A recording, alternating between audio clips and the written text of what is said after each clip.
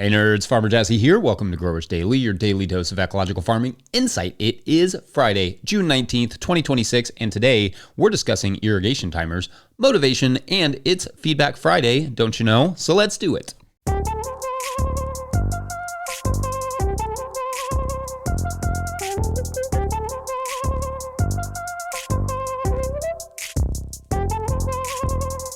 All right, happy Friday, everyone. I hope you all had a great week and are having an equally great harvest, if that's what you're up to today.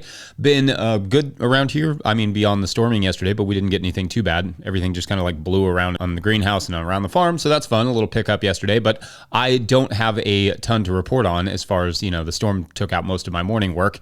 And I just tinkered around the house doing stuff that I kind of put off. So that's fun. But decent week overall. Always happy to be able to say that in June. The U.S. men's national team takes on Australia this afternoon, which should be fun.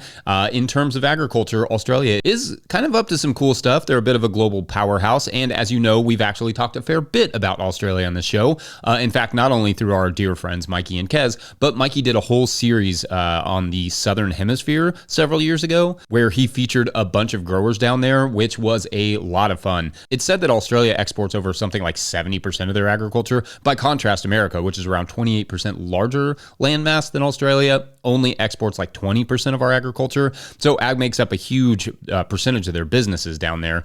And in fact, the regen ag community, particularly grazing and ecological restoration and etc., is seemingly quite robust in Australia. So that's very cool to see. There's a great podcast, in fact, that hasn't been updated in a long time that I used to listen to from Graham Sate called Nutrition Farming. That is worth a listen to. You can go back and listen to old episodes. It's really good. And obviously, there are growers like Mikey and Kez doing amazing work. I mean, I don't want them to win today, but I do love my Aussie friends. Anyway, it is Friday, which means Feedback Friday, where we explore what you all were saying about this week's topics. On Monday, we talked summer lettuce and pairing a thick layer of compost with wood chip mulch. At John Doe from Texas wrote, quote, "For those with raised beds or small gardens, you don't have to harden off your lettuce that way. You can go from seed tray directly to the garden if you use shade cloth, and you can mist them a few times a day. The advantage is while they're hardening off, they're also developing roots into the garden soil. If you were growing indoors under grow lights, then 30% shade cloth left in place for 2 days.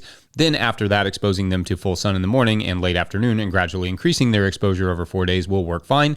Takes 6 to 7 days, and typically by the time that's done, they're starting to grow well," end quote. And I don't disagree. I definitely agree with the part about like taking more time to harden them off if you're growing them indoors. But anyway, I don't disagree with that overall. You can definitely just go straight to the field sometimes. And I do our plants that way sometimes, just depending on if it's cloudy or if it's not too hot or whatever, if the like planting window opens up. Of all the steps, hardening off is probably the one that you could skip the most likely if need be with, shade cloth and good watering, like they said. So that's fair. I find the other steps are pretty essential though. So definitely keep those in mind. At Grove Gardening wrote, quote, "I grow 6 by 50 foot beds of lettuce every 2 weeks. I grow massive heads that are popular at the market and do lots of salad mix. My best trick for growing in the 35 degree, that's 95 degree Fahrenheit heat, is to use a type of sprinkler called a wobbler to spray lots of water with timers for daytime cooling, and I use chicken manure compost so there is no possibility of nitrogen deficiency. Then make sure to harvest early and often," end quote. So there you go, and a little shouts to what we're going to talk about in the second segment on timers. But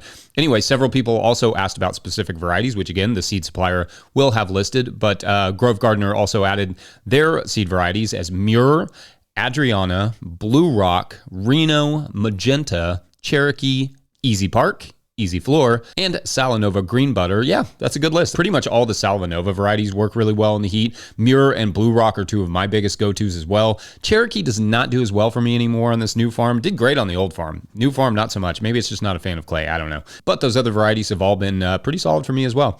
At Waxall Farm asked if the same rules for summer lettuce apply to spinach and arugula, and the answer is not really. Spinach is just not a happy camper in the summer, at least not here in Kentucky Zone 6B.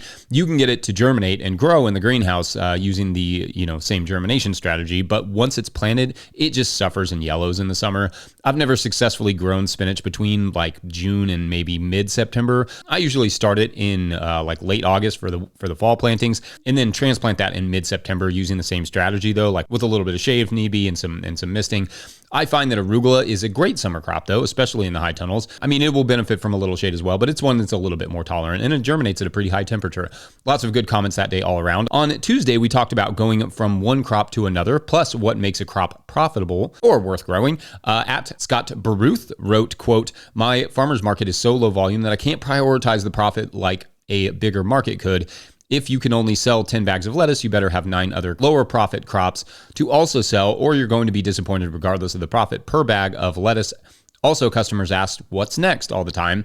It was nice to be able to tell them Saturday that I'll have cabbage next week and green beans soon after. You could see the excitement and hear how much they enjoyed my beans and cabbages last year. New crops, even low profit, keep the customers showing up, end quote. And yeah, sure, my market will have, huge impact on what you do grow for sure. But also just something to keep in mind is that farmers markets that are not busy are not always profitable enough to justify, at least not on their own. What I mean is that they require a lot of work and time. So although, yes, it's a great way to serve your local community and sell a lot of food, is there a way of doing that to meet the financial needs of your farm while also meeting the needs of your community? An on-site farm store, for instance, way lower maintenance, and then, you can focus on selling perhaps more to restaurants, retailers, etc. Or maybe you add like a CSA pickup at the farmer's market, which perhaps our commoner has.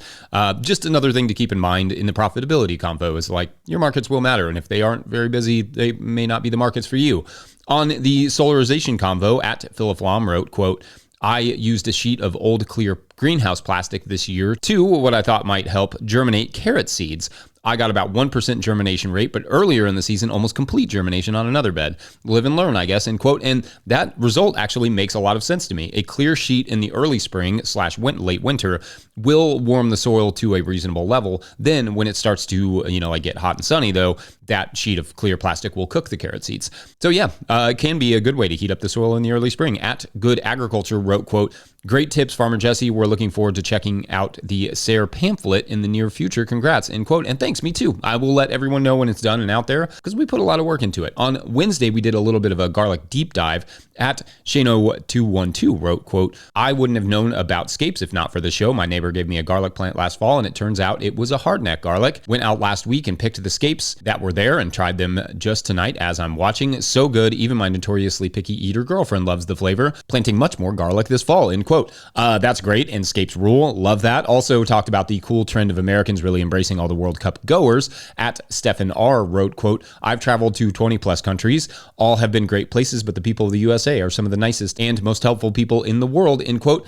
Great stuff. And although, yeah, absolutely. I do think that some of that can be our own cultural perception of what is nice and what is friendly. We view and value kindness in a different way than, say, someone does in Austria or Russia or whatever. But I also do think Americans are just generally pretty nice. And I'll add to that, I've been to several countries myself, and although the kindness rarely comes off in exactly the same way everywhere, you will find that in most places you go, people want to help you. It goes back to that human kindness thing. In general, people are good. Americans this month are proving to the World Cup goers we are no exception. Also, Dr. Allison Gunneff, sorry, Dr. Allison, they mentioned, quote, "Hey, I may be a slow listener. I am very Southern. In order to get all the fantastic details of your excellent show, I must slow you down to the speed of 85. I am old, or you may just talk fast, wondering if some folks intentionally speed up their vlogs to make the videos short, 15 minutes, and at the same time, get in all the information that they want to provide. Blessings from our farm, Normandy, Tennessee," end quote.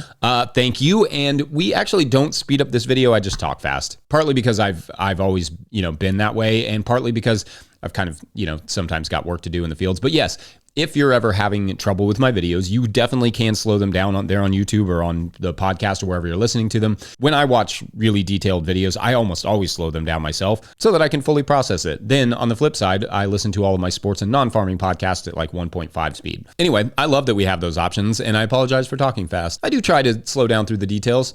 I am also not very good at that. At Jeremy P3P asked me how I like that hat trick from Messi the night before. That dude is just unreal. Vaguely interested in getting into soccer, just watch Messi highlights. At 38, he's still the best in the world. It's amazing stuff. Then on Thursday, we talked about what to do with cleared black oak trees. We did some soil ball troubleshooting and planning for retirement as a market gardener. At Tom Cruise, I don't know if there's any relation, wrote, quote, "Bro, I used your soil ball tip from last time you mentioned it. Balled 800 tomatoes and peppers. It went awesome. They make a big impression. Next level cool. Thank you," end quote. Great to hear. And yeah, I mean, As long as you bottom water them or just keep them wet however you're going to, and have a decent soil mix for soil blocks and soil balling, there's no real reason they won't succeed. On the retirement thing, I mentioned to have 25 times our current yearly budget to get you over like 30-ish years, it would be over $2 million, which is high, but includes our farm budget, admittedly. If I just did that for our family budget, it would be less, closer to like 1.25 million. And you could really get granular with that. You could be like, well, I won't have kids to, pay for and all that stuff for those years. And maybe at some point in the middle of my retirement, my mortgage will be gone and those sorts of things. So I'm overshooting on purpose because, for instance, we don't want to burden our kids when we're older. So we want to make sure that we have plenty of money to cover what we will need in case we live to be 120, which, good God, I hope that doesn't happen. But anyway, at Chad Johnson wrote, quote, $2 million, you sound like a hedge fund manager. My yearly expenses are $13,000. Do your math, end quote. Thanks. And that's maybe true, especially if you don't have a family, but $13,000 would be incredibly low. Like I get to over $16,000 just with insurance, land taxes, and utilities. That's no food, no car repairs, no entertainment, no gifts for grandkids or visiting the grandkids. That's nothing. It's just existing, which, yeah, that would really bring the retirement budget down. Keep this story in mind. I have a family member who fell and hit his head and had caused him to have severe dementia at a very early age. His current yearly budget is about $54,000 to live in his like memory care facility, which doesn't cover like medical insurance and expenses, but does feed him, which is great.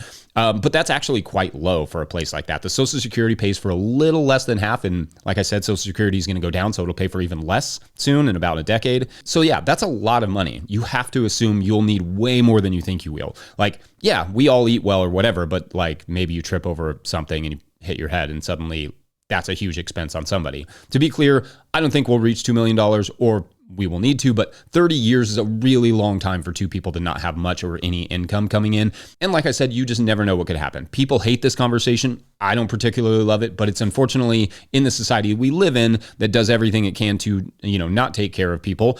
It's important. Anyway, great stuff as always this week, friends. You all rock. Anyway, we're going to take a quick break. And then when we come back, timer is a wasting. That's a phrase, right? Anyway, we'll find out. Be right back. Oh, I forgot to say, happy Juneteenth, everyone. I hope you all have a nice day. And also, cherry tomatoes are coming in. That's fun. Today's episode is brought to you by Grown By. Grow smarter with Grown By, the farmer-owned cooperative. Grown By is the platform for online sales of everything, custom and traditional CSAs, halves of beef, flower bouquets, wholesale to restaurants, and now Grown By supports in-person sales too. Their new app, Grown By Register, you can supercharge your market and farm stand, finally bringing together your online and offline sales and customer data. Grown By is proud to make local food accessible by processing SNAP benefits online and in person right within the app. Grown By helps you put your best food forward. Schedule a demo at coop.grownby.com/no-till. That's coop.grownby.com/no-till. All right, back to the show. A quick and loving reminder that if you, the listener or viewer, are enjoying this podcast, getting even a small amount of value from it, consider supporting our work over at patreon.com/no-till-growers. I will try to get to questions from everywhere that questions come in, but I will always get to your Patreon questions. Now, today's Patreon question comes from Patreon member James Webb, who writes, quote, "Hello, Jesse, and all the growers out there alike. My question for this month is about micro irrigation systems. I'm going to be experimenting this season with 2 of the Beehive automatic timers, and everyone's experience. Has anyone tried these type of timers to control irrigation drip lines? Has anyone found the zip code based weather feature helpful for not overwatering or underwatering? Does anyone else use automatic timers, and what type of brand? I love to hear opinions. Thanks in advance from Southwest Pennsylvania and Webb Family Farm," end quote. All right, thanks, James. Thank you for the questions, and it's not one that has actually really come up on the show yet, so that's always fun. So just real quick, I should say that I have not tried that timer setup that you mentioned, but having your irrigation on a timer can relieve a lot of stress and work. So depending on what you're growing and where and what the water needs are, an irrigation timer can be a very awesome thing. So because I don't have experience with that particular timer, James, I will focus more on what to look for in a timer based on your scale, and hopefully others, either in the comments at YouTube or the Patreon page, can fill in the deets for James on that timer. Okay, so timers can do a lot of things, but not every timer can do all the things. What I mean is that, for me at least, what we've long used timers for is less for irrigation because we're in a pretty wet climate, and more for misting. But not every timer you can buy can do several, short bursts of water over the course of a day. So anyway, It's good to start with what you hope to get out of the timer first. Do you need it to just, come on every few days and turn all your irrigation lines on at the same time? Great, that's fine. There's a timer for that. Or do you need it to water different beds at different rates throughout the season? There's a timer for that too. Or maybe you just want to be able to crank the irrigation, for a set amount of time every once in a while and then not have to think about turning it off later. A simple wind-up timer has got your back. Of course, there are additional factors to consider as well. Doing intensive production in tunnels and you want to be able to manage your irrigation from your phone. Well, there are irrigation timers with Wi-Fi where you can monitor and control the water. If you have electricity, you can get electric timers. If you do not have electricity wherever you need the timer, there are battery operated options and or solar timers. And there are even rain gauges that will turn off the timers when it's raining, which is very convenient, maybe more convenient than the zip code thing you mentioned. I certainly think for most people listening to this show, a small timer setup like I use, or at least generally use, I have not set it up this year. I haven't needed to yet. This is not an endorsement per se, but I have been pleased with my 6-station Galcon timer. Station meaning it can do up to 6 different lines or zones at different times. It also comes in 4, 9, and 12 stations, so you can get up to 12 different lines. But that would be if you wanted to set the irrigation differently for each zone, like you may want to mist the lettuce multiple times per day during the summer, but just wanted, the tomatoes and peppers coming through that same timer to get hit with drip every other day or whatever. Those zones would be managed differently. And maybe you also want your timer to help automate the greenhouse watering. That could be a zone or 2 as well. So that's all important stuff to think about. How many zones will you need to cover with the timer? Indeed, write out what you want it to do. Write out how many zones you will need the timer to cover and what you need each to do, at least in theory. Do you have electricity or not? Do you need Wi-Fi or not? Give yourself a budget because these things can get pricey as well. Then take that to an irrigation supplier and ask their opinion. That is always my favorite piece of advice. And then you can always call someone else for a second opinion, but I have almost exclusively had good experiences dealing with irrigation supply people. They want you to get what you need because they know you'll come back to them to expand and replace parts and all the things. As I've said before too, maybe they upsell you, but they will often do the consultation part for free, so it's a small price to pay for that service. Anyway, thoughts on timers? Thoughts on the timer James mentioned there? Let us know. And otherwise, we're going to take one last quick break. When we return, mean, median, and motivation. Will that make sense soon? There is no telling. Be right back.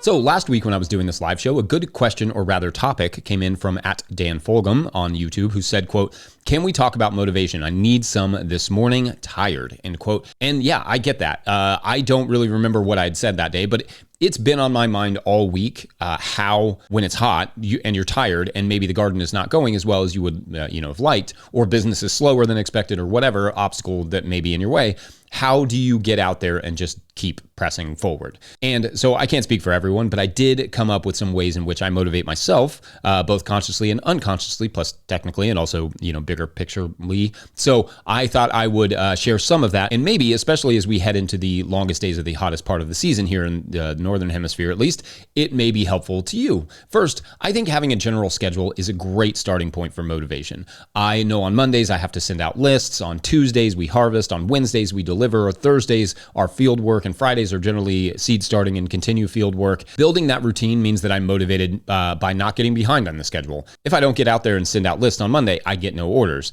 So that's a simple motivation for me. Another one is lists, just in general. I like to make simple to-do lists on my phone in the Notes app that I can, just click off, and I find I'm motivated by, ticking stuff off the list.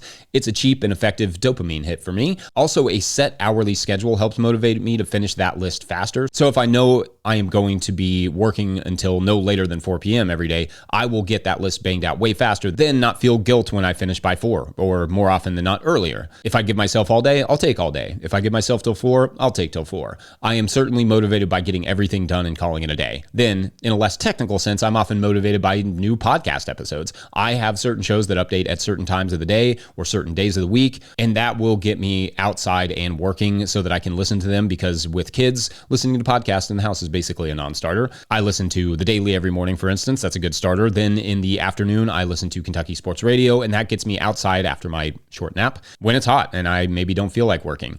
Daily podcasts for the win, right?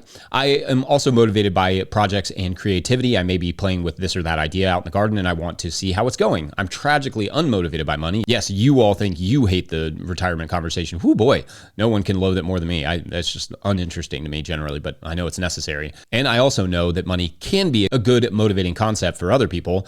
Can I make more money at market this week than I did last week or last year? This is one reason good note-taking can come in handy. You might find other motivations hidden in the numbers that you can work on. Can I boost the yield? Can I increase revenue? Can I decrease spending, etc.? Another thing that I do believe I said that day was just having other interests. I think other interests keep me motivated to farm because they replenish parts of my brain. Soccer coaching, for instance, is a big motivator for me because I may find myself wanting to think through some strategy or idea, and planting a bed of lettuce is a great opportunity to do that for me. I can just set my body to task while I think about stuff or listen to a soccer coaching podcast or whatever. Now, maybe that means I inadvertently set my lettuce up in a mid block, but so be it. Sometimes you have to be a little bit more defensive. It could be a million things that motivate you, but sometimes it's as simple as, sitting down and identifying what those things are and trying to figure out how to work them more into your life. Maybe it's music. Maybe it's an audio book. Maybe it's a company with your crew, partner, kids, animals, or maybe it's, the end result, a good meal, some, good exercise, another good motivator for me. Sometimes I'm just like, I need to go out and get some exercise, so I'm going to go broad fork some stuff. Or maybe it's just fresh air. Motivation is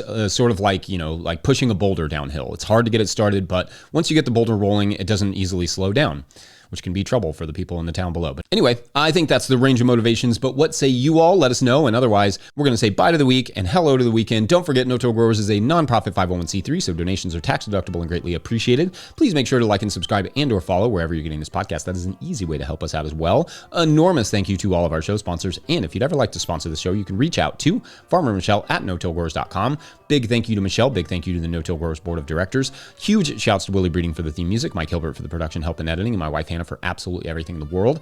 Also, shouts to Epidemic Sound for the background music that you can hear.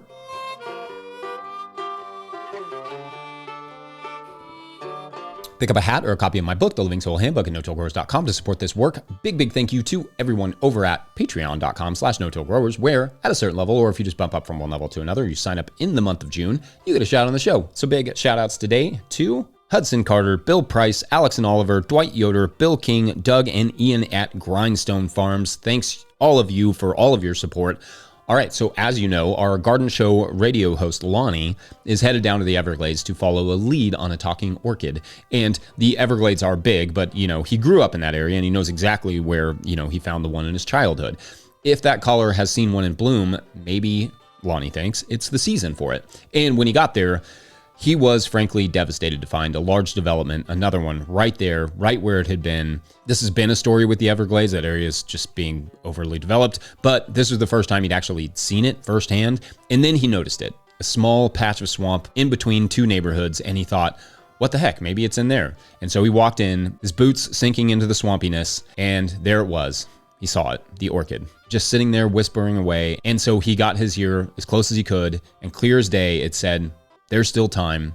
There's always time," on repeat. Thanks for watching and or listening. We'll see you Monday. You all have a great week. Go USMNT. Bye.